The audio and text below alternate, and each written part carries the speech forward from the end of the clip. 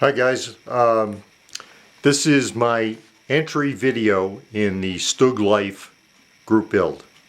I kind of got the idea to do this recently when Carlos Mendez did a Stug 3B, I think it's the B, review of the Tamiya kit. Unfortunately, I have the Tamiya kit too, and I also have the kit I'm going to do. So since Carlos is going to do the Tamiya, I'll do the Dragon, the early Dragon. It's a 1994 release, and here it is. It's the Stug 3B, and it's number 6008. So what it has going for it is it's not an old Gunze Reeboks thing. It's not an old 9000 series, so it's a little better than that.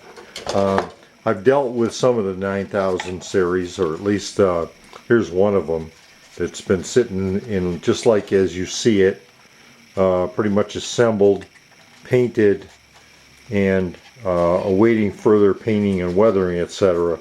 And it's been like that for maybe 10 months. Anyway, I have a lot of kits like that. They get done, or mostly done, and then I never finish them. But anyway,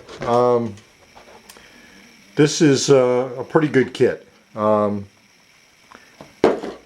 got the parts laid out here, what was in the box, and I've also looked at the instructions, and they're pretty simple.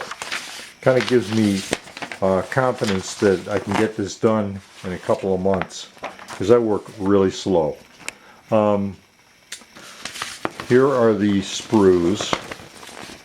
You've got an A sprue, which consists of the hull top and everything, and a lot of little bits and pieces that go into that, the fenders and everything.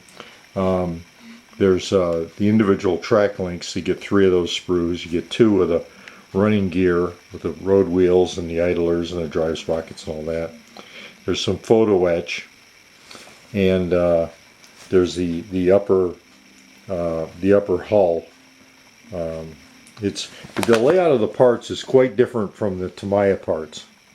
The only criticism I've heard of the Tamiya kit is that maybe it's a little bit too wide, and I did notice that when I compared the parts.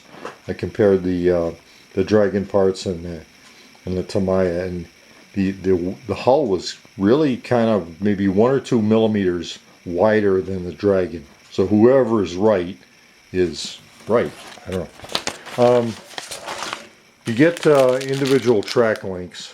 These are the ones you cut off and you clean up and you tear your hair out. But they're probably going to stay in the plastic, because this is something else you get with the kit, which is kind of like a diagram of Stug features. I'm going to also use the Fruli tracks. I love Fruli tracks. There's the photo that you get. You get the grills and these little bits and pieces. I don't know what they are, but I'll find out. You get some fairly decent looking decals. Again, the parts are not totally flash free, but they're pretty good. One of the discouraging things, well, slightly discouraging or disappointing, was the gross sink mark on this gun housing. There's a little feature underneath here, and they really didn't feed enough plastic into there, so they pulled some shrink, and it's pretty well sunk in, but a little bit of putty, it'll fix that up. And then, where do they go? Oh yeah, that right there is the gun barrel.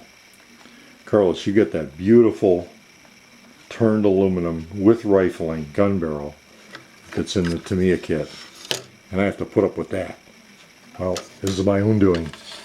Some of these parts are a little flashy. Let me see if I can get over here and get a good view of them. I don't know if you can see, like on that shovel handle, there's just a little bit of flash. Anyway, so the hull tub is pretty good. It doesn't look like an old Gunze hub on some of the Panzer IIIs. So that's about it. I got about 2 months to get this done. I'll post some videos as I make some progress. Thanks for watching.